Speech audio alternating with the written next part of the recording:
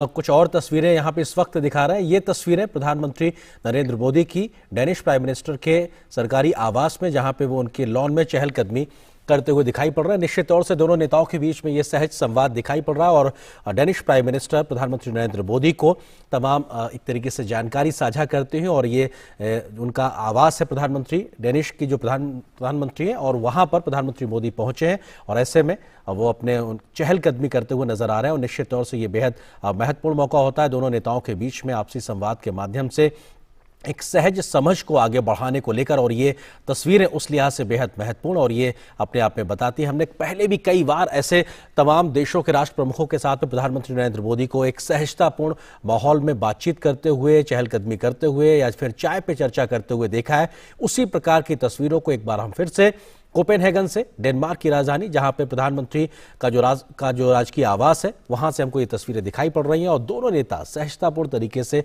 आपसी संवाद करते हुए। ये तस्वीरें अपने आप में बेहद महत्वपूर्ण, क्योंकि कई बार ऐसे पहले मौके हमने देखे हैं जब प्रधानमंत्री मोदी की भारत में किसी राष्ट्र प्रमुख के साथ में इस प्रकार की तस्वीरें, या फिर जब वो कहीं विदेशी दौरे पर होते हैं तो इस प्रकार की एक सहज संवाद की स्थिति देखने को मिलती है। कोई तीसरा व्यक्ति नहीं, दोनों नेता एक दूसरे के साथ में बात करते हैं तो निश्चित तौर से जो साझा हित हैं, जो तमाम जो बातें हैं जो दोनों देशों के भलाई के लिए हैं, या कहा जाए एक तरीके से जो दुनिया की भलाई के लिए, उन तमाम मसलों पर विस्तार से बात करने का एक मौके के तौर पे होता है और अपने आप में एक आधार तैयार होता है, एक समझ तैयार होती है और उस समझ के आधार पर आगे बढ़ने का मौका मिलता है। हमारे सहयोगी सुधाकर दास इस वक्त हमारे साथ में डेनमार्क की राजधानी कोपेनहेगन से ही मौजूद है, जहां पे प्रधानमंत्री इस वक्त प्रधानमंत्री डेनिश प्राइम मिनिस्टर के राजकीय आवास पे मौजूद है। सुधाकर, इन तस्वीरों को किस तरीके से समझने की जरूरत है कि एक सहज संवाद का एक मौके के तौर पर दोनों प्रधानमंत्री चहलकदमी करते हुए? बिल्कुल आर्यन, आपने सही कहा। और भारत डेनमार्क रिश्तों की एक नई तस्वीर है, ये नई एक तरह से नया अध्याय है आप कह सकते हैं। ये सिर्फ केमिस्ट्री नहीं है, बल्कि ये दोस्ती की एक नई इबारत लिखी जा रही है। जिस सहज तरीके से दोनों नेता संवाद कर रहे हैं, और हम देख सकते हैं कि एक इनफॉर्मल तरीके से, और ये एक दूसरे को समझने समझाने की कोशिश। तो आप देखिए डेनिश पीएम का जो इंडिया के साथ कनेक्शन है, पीएम मोदी की वो जब कई बार जब वो भाषण देती हैं, उन्होंने अपने संसद में हो या कई मंचों पर, उन्होंने भारत के लोकतंत्र की ना सिर्फ तारीफ की है, बल्कि पीएम मोदी ने भारत में जिस तरह से कदम उठाए हैं उसको आगे बढ़ाया है। देखिए डेनमार्क उन देशों में है जिसने पहली बार किसी देश के साथ ग्रीन स्ट्रैटेजिक पार्टनरशिप की है। तो बहुत महत्वपूर्ण ये संवाद। और भारत को लेकर अगर निजी तौर पर डेनिश पीएम के नजरिए से आप देखें तो उनकी बेटी साल 2019 में स्टूडेंट एक्सचेंज प्रोग्राम पर भारत आई थी, केरला आई थी और काफी खुश होकर लौटी थी। लगातार पीएम फ्रेडरिक्सन पीएम मोदी को, चाहे उनकी चुनावी जीत हो या अन्य अवसरों पर, उनको बधाई देती रही हैं। तरह से बहुत गहरा संवाद उन दोनों के बीच होता रहा है। कोविड के दौरान काफी बार संवाद हुआ दोनों नेताओं के बीच। कोविड के बाद अगर कोई फर्स्ट लीडर जिसने इंडिया विजिट किया था तो वो डेनिश पीएम थी। तो आप समझ सकते हैं कितना आत्मीय संबंध दोनों नेताओं के बीच है। और जाहिर तौर पर इस संबंध की वजह से भारत डेनमार्क रिश्तों को एक तरह से न सिर्फ मजबूती मिल रही है, बल्कि एक नया अध्याय भी उसकी वजह से लिखा जा रहा है। जी जी सुधाकर, ये जो एक आपसी समझ होती है दो देशों के राष्ट्र प्रमुखों के तौर पे, जब वो एक सहज संवाद करते हैं, ये कितना एक मददगार एक आधार तैयार करता है उस ठोस बातचीत के लिए जो अब से कुछ देर बाद शिष्टमंडल स्तर के आधार पे होगी। क्योंकि एक नेताओं के बीच की समझ, देशों के एक दूसरे की जो हित है उसके बारे में, एक दूसरे के बारे में कंसर्न्स को समझना, ये एक तरीके से मौका देता है आगे बढ़ने के लिए, जमीन तैयार करने के लिए। बिल्कुल। और देखिए, हम जानते हैं कि पीएम मोदी किस हम्बल बैकग्राउंड से आते हैं, किस तरह से गरीबी में उनका संघर्षों में जीवन बीता, और आज वो जो कुछ भी कर रहे हैं उसमें कहीं ना कहीं जो समाज में सबसे निचले पायदान पर जो व्यक्ति है उसमें आत्मविश्वास भरने की कोशिश रहती है उनकी तमाम नीतियों में। और अगर डेनिश पीएम की भी बात करें आर्यन, तो वो भी काफी हम्बल बैकग्राउंड से रही हैं।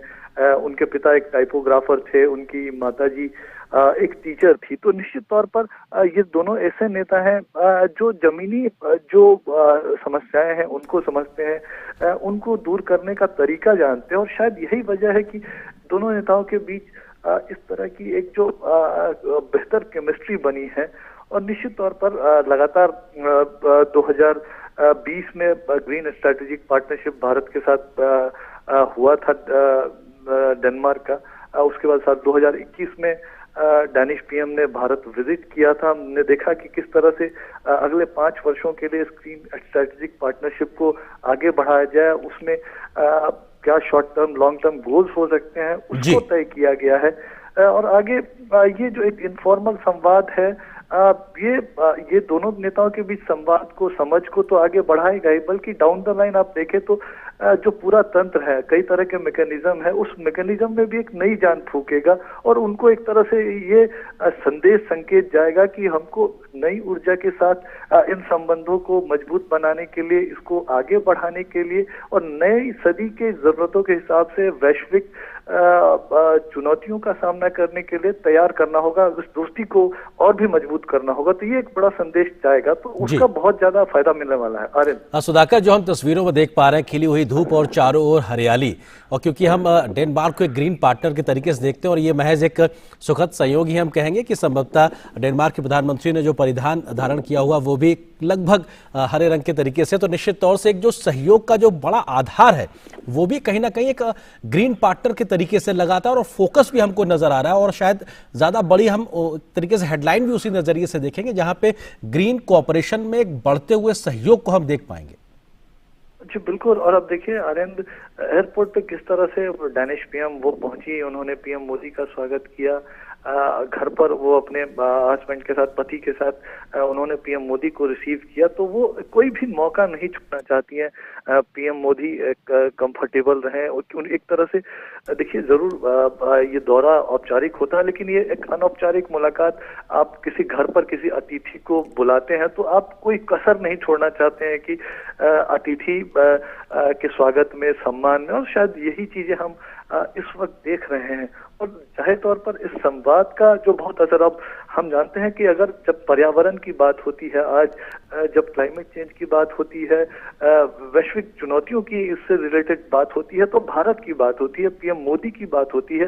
पेरिस समझौते को जिस तरह से लेटर स्पिरिट में भारत ने आगे बढ़ाया है, जिस तरह से पीएम मोदी का कमिटमेंट रिन्यूएबल एनर्जी को लेकर है, सिर्फ कमिटमेंट ही नहीं है, भारत ने 2022 तक के जो रिन्यूएबल एनर्जी के लक्ष्य को चाहे हासिल किया हो, चाहे साल 2030 तक 40% से ज्यादा जो रिन्यूएबल एनर्जी का जो कंपोनेंट ऊर्जा एनर्जी सिक्योरिटी में रहने वाला है, तो एक बहुत महत्वपूर्ण है।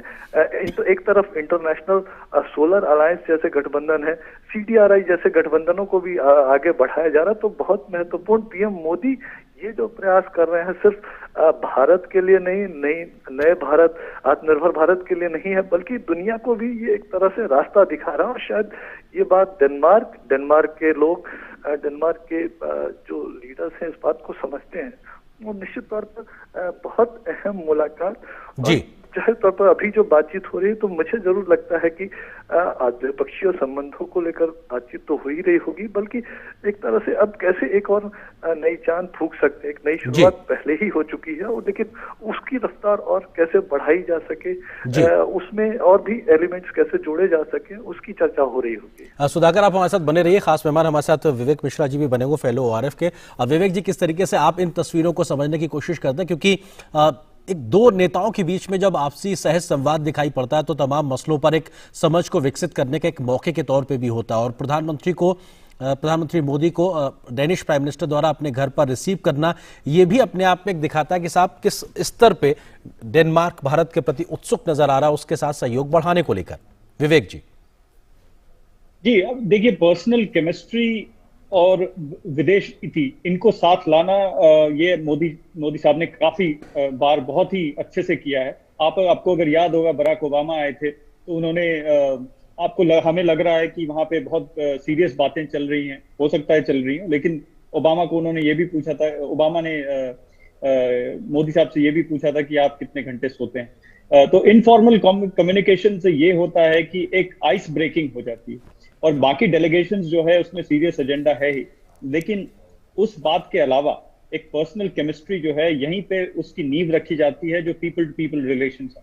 यहाँ पे अगर लीडरशिप में एक अच्छी पीपल टू पीपल रिलेशनशिप की झलक मिले, तो बाकी पीपल टू पीपल रिलेशनशिप ये बहुत आसान हो जाता है। तो मेरे ख्याल से ये जो भारत की नीति में खासकर दिखाया गया है कि डियास्पोरा जो है, भारत के मूल के लोग जो हैं, उनसे इंटरैक्शन जहां भी प्राइम मिनिस्टर मोदी गए हैं वहां किया है, और उनके लीडर से भी पर्सनल अनऑफिशियल बातें की है। तो इससे एक बहुत ही चैनलाइज्ड वे में विदेश नीति और जो पर्सनल केमिस्ट्री है, ये एक इसको साथ लाया है। तो मेरे ख्याल से ये जो कम्युनिकेशन जो हम तस्वीरें देख रहे हैं, इससे ये पता चल रहा है कि बहुत ही बातें सरल हैं, और जो एजेंडा, सीरियस एजेंडा है, उसके लिए एक डेलीगेशन ऑलरेडी है, सब कुछ लाइंड अप है, और लीडरशिप अगर एक इजीनेस दिखे लीडरशिप दोनों तरफ की लीडरशिप में, तो ये दोनों देश के बायलैटरल बहुपक्षीय नीति के लिए बहुत ही अच्छी बात है।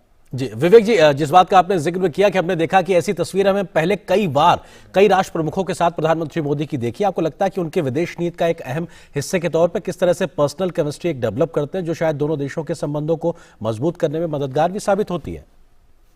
ये बहुत जरूरी होता है, क्योंकि आप देखिए लीडरशिप आपको